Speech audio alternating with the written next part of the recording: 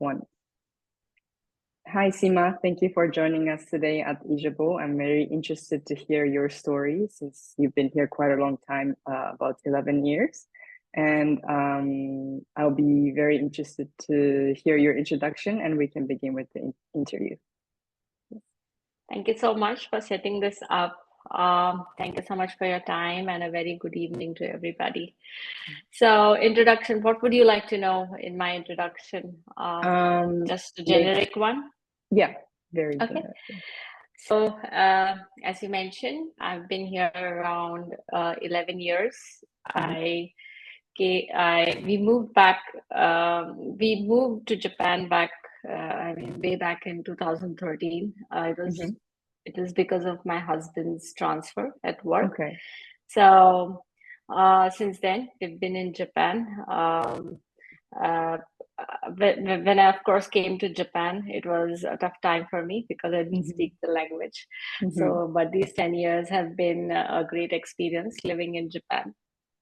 And then also working in Japan. So when we moved to Japan, I was working in India and I had to quit that job, obviously, to come make a living here.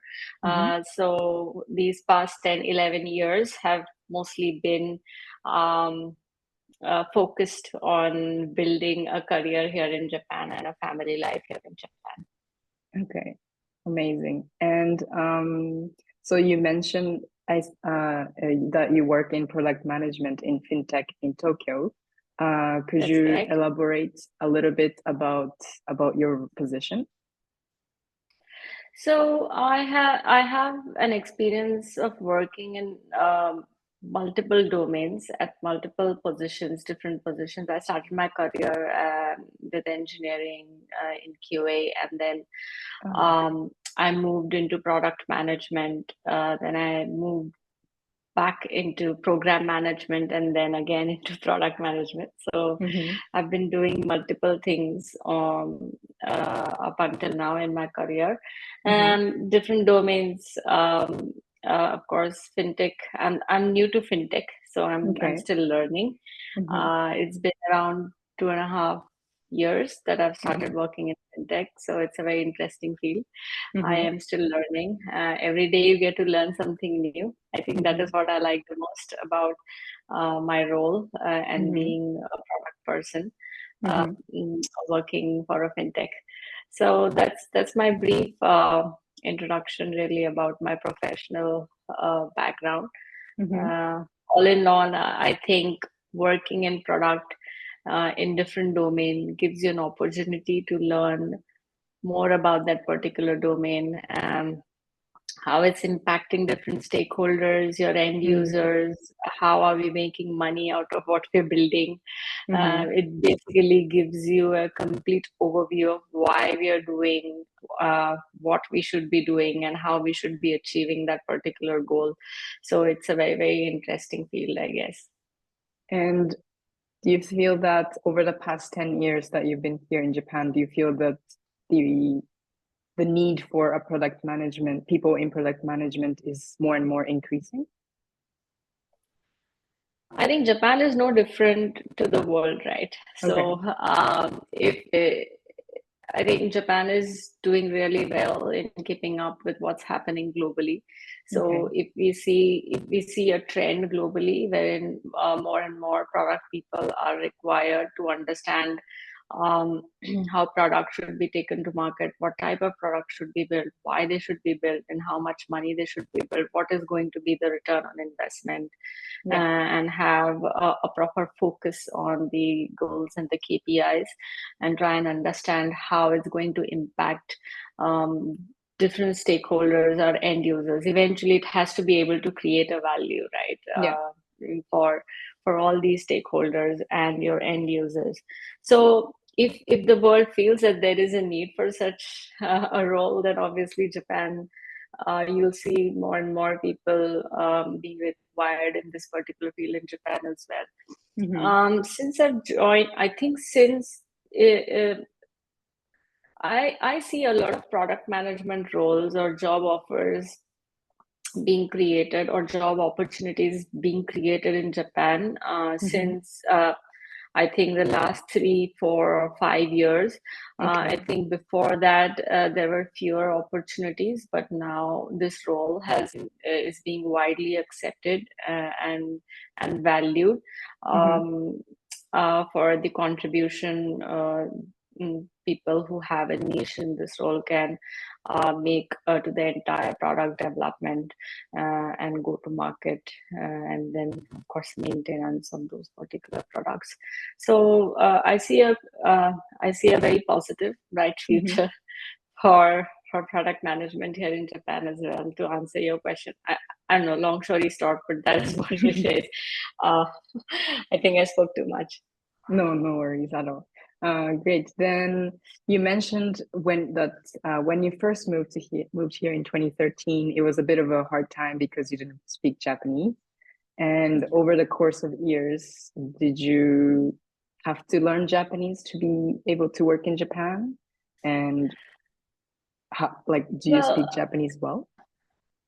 Well, for a person who's moving to Japan for the first time, I mean, visiting Japan just as a visitor for a week or two doesn't give you an idea about what it would take to live in Japan and make a career here in Japan, right? So Yeah. when you move here to Japan and when you sort of try to make a living here, you very quickly realize that language is a big barrier. For whatever reasons it is, if you don't speak the language, right? Yeah. So like everybody else, I think, or at least a majority of people, I too found it extremely difficult in the beginning, like even going to the supermarket and trying to buy the most appropriate detergent, say, for example, right, was a big task, right? And then trying to convey what you want to the person at the regi was a big task. So not knowing the language and the culture was a big hurdle in the beginning, and I'm not going to deny that. So what I did was I very quickly realized that it's not going to work for me if I don't speak the language. Thankfully, my husband was pretty proficient at speaking the language. So wow. So as a family, as a whole unit, we were fine. But as an individual, it was a frustrating experience for me. I thought all my education up until now was a complete waste because I just didn't speak this language. But then when I realized that it's important for me to start speaking this language, it was very easy after that, right? Almost decisions, I made very quick decisions to quit my job and decide that I want to invest around 1.5 year, 2 years, learning Japanese at a professional Japanese school so that I can be able to speak Japanese, at least survive in a professional environment with Japanese if it's not like the native level of Japanese, right?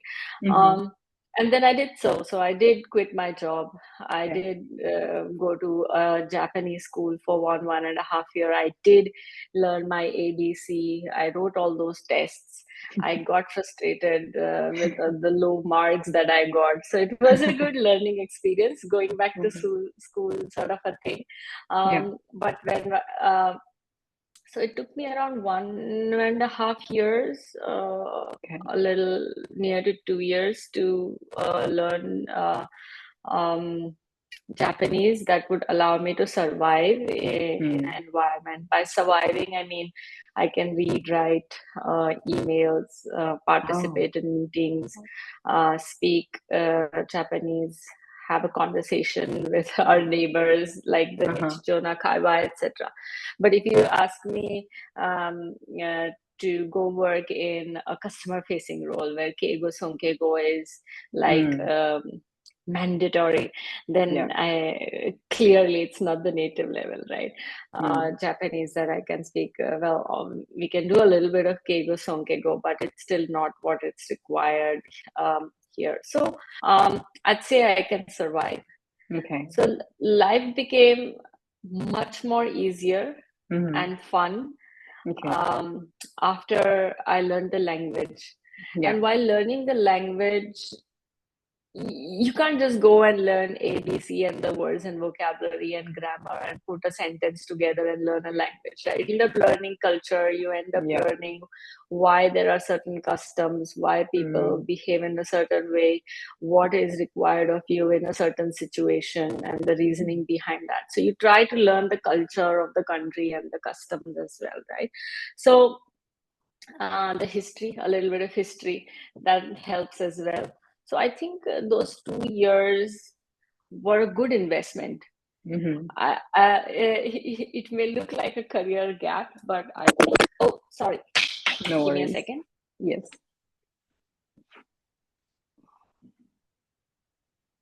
Can you still hear me? Yeah. Yeah. Okay. So they were good investment in my career as well as my personal life. So life became much more easier. It became much more. I could participate in a lot of events. I could participate in a lot of community gatherings.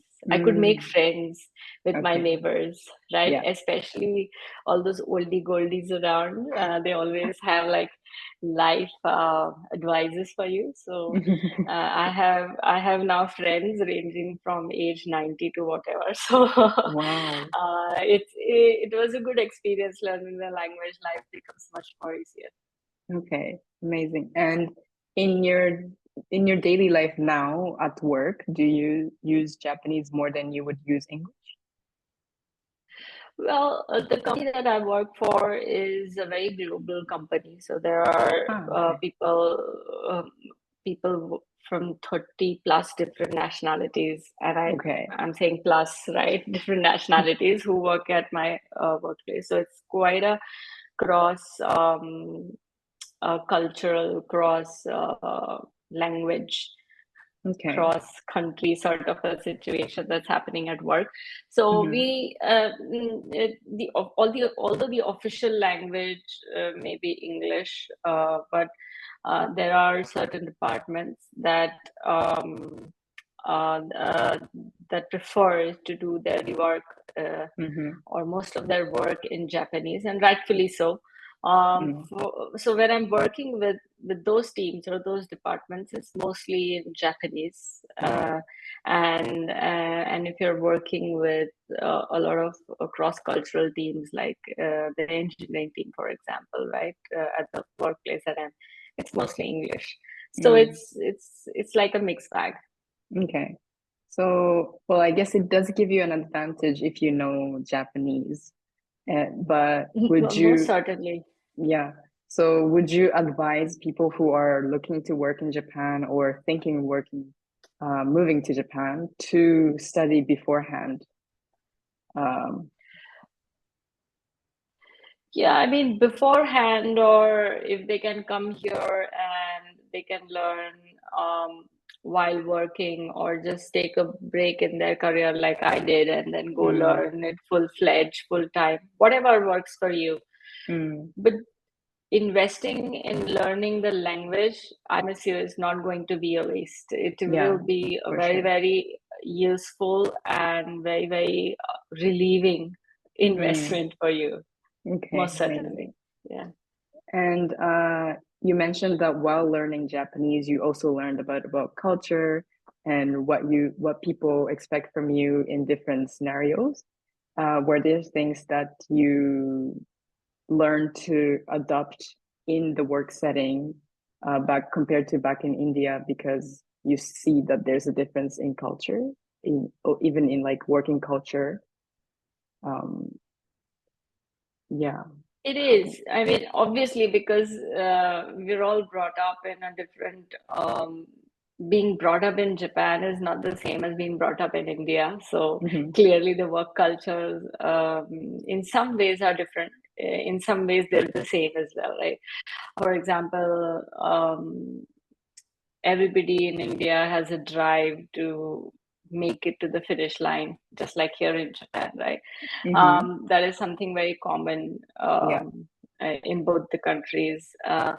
As in India, a lot of people at work are focused on the background and the overall picture of what they're building and why they're building.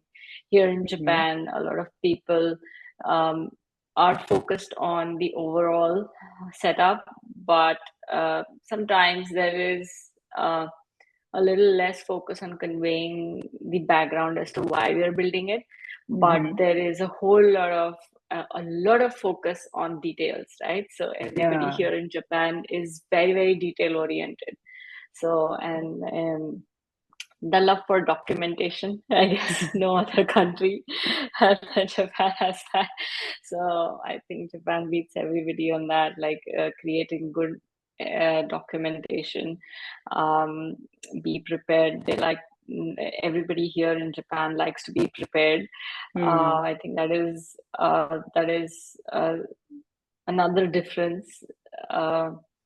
So sometimes I feel this impacts the speed, but it's my personal opinion.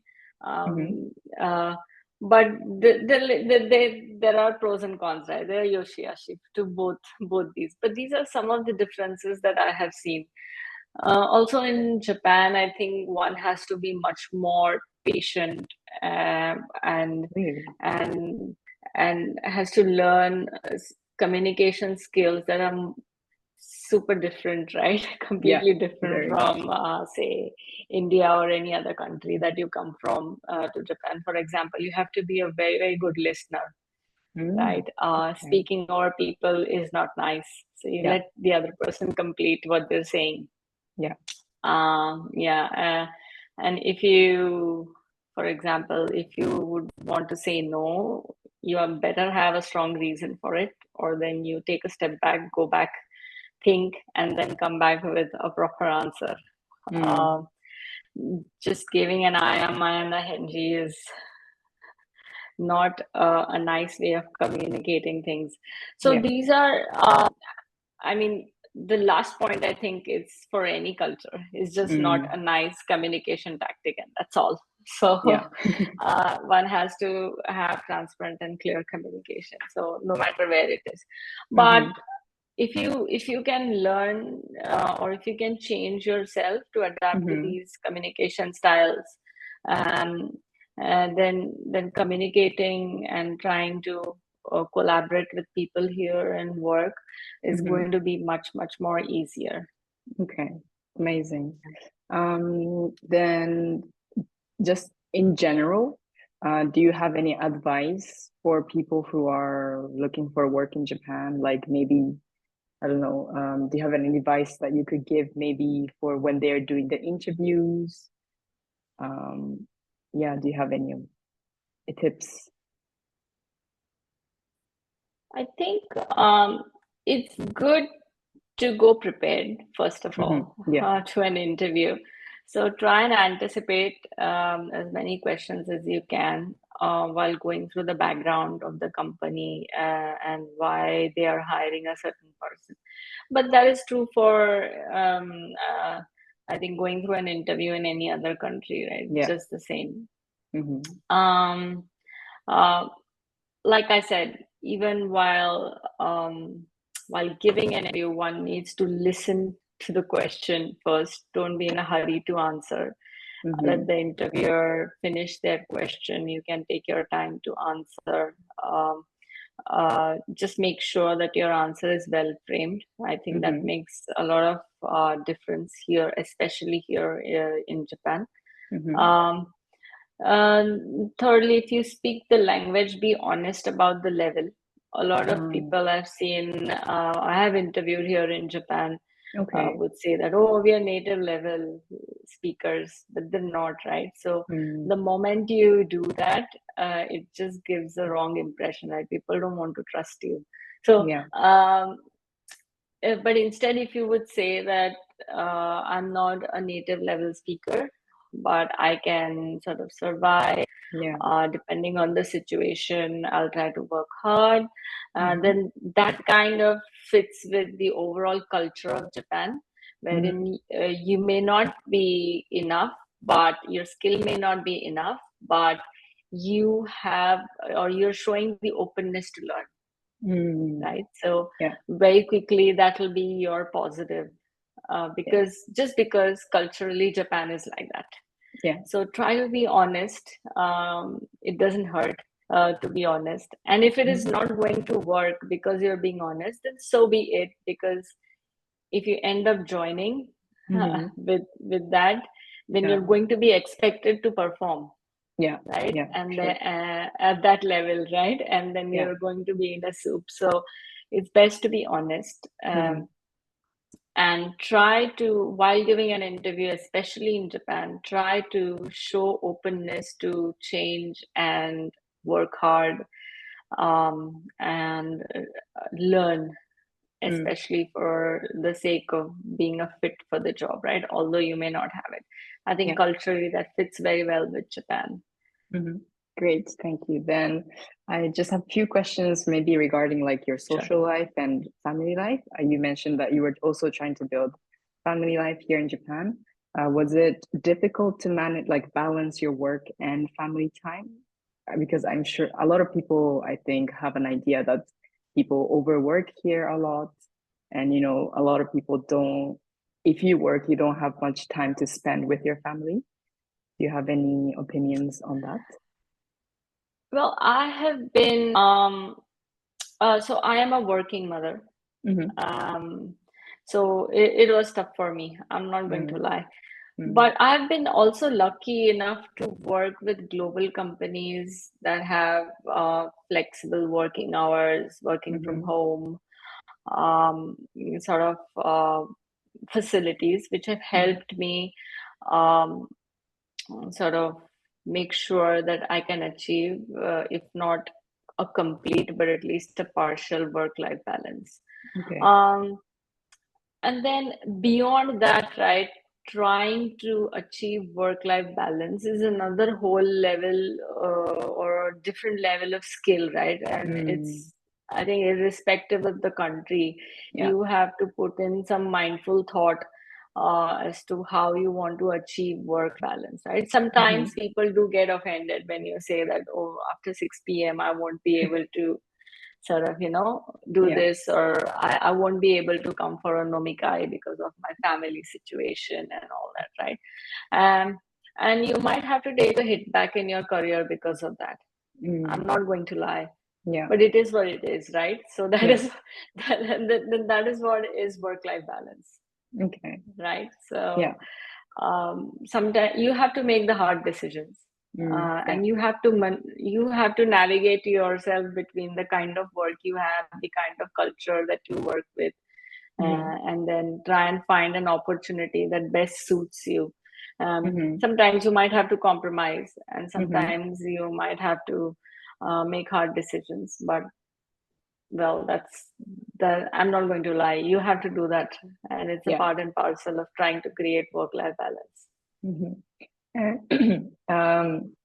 As a mother, do you think Japan is a good place to raise kids?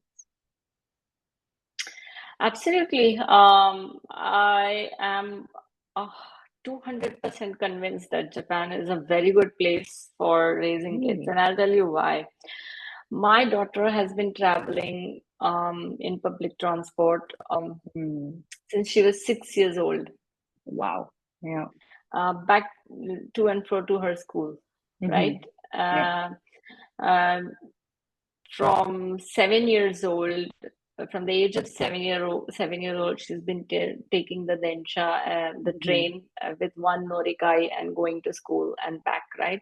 So of course we'd had to train her, right? But eventually she became extremely independent, right? She's now 13 years old, so she's a mini adult roaming here and there, right? And she can go and experience the place by herself.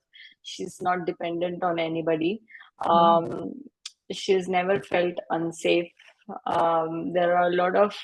There's a lot of awareness in the society, and they're taught at school how to escalate a situation very quickly if they feel unsafe here in Japan. So I think it's a very good place in that sense. There are a lot of playgrounds, a lot of opportunities for children to explore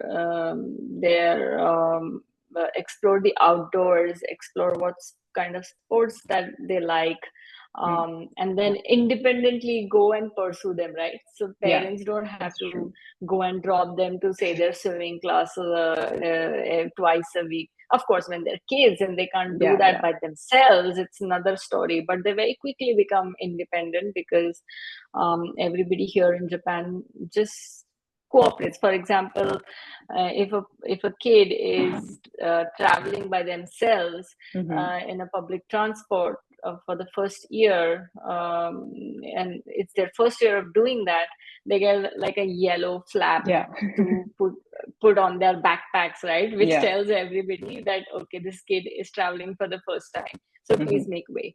And I have seen in trains that people actually make way. Oh, really? For these kids to get in and get out. Sometimes, so sometimes, so I think it's a very, very helpful space for kids to explore things on their own. Also, for example, when they're kids, they can't count coins or money very, very quickly, right? So if they go to a kombini, I've seen my daughter struggle with, oh my God, how much wait when she was a kid, right? And the person at the regie would wait very, very patiently with a smile on their face and encouraging the kid to actually try and manage her thing on her own, right? So those kind of things, I think, make a lot of difference in building confidence, that they can do simple tasks by themselves. And I think in that sense, Japan is a great place for kids to grow up in. Great, amazing. That was my last question from myself. Is there anything you would like to share with the viewers? Your final thoughts? Well, I think people still think of Japan as Far East. It's not that far, especially from India. It's just 8 or 9 hours by plane. So Japan is a great place to experience a different type of a culture, a different type of a lifestyle, that is more mindful in nature. Completely different type of a history, culture. So if at all, I mean, coming here and working and make money is just one part of it. You're not going to be able to do that with a sound mind and a happy heart if you are not up for learning all these new things, right? So if you want to explore something new and see how it benefits your life or not, or if you're able to sort of cope up with it or not, I think Japan is a great place to make a living. And by living, I mean the complete set, right? Like the family and work and your own personal individual life. Eventually, with the family and the work, you want to have your own me time as well. I think Japan is a great place for people to be able to do that. You can just pursue a sport, some sort of a fitness thing that you like here in Japan. A lot of people will encourage you to do that. So I think it's a great place. So to all the youngsters or anybody who wants to explore Japan in that sense, I'd just say go for it. Go for it. Great. Amazing.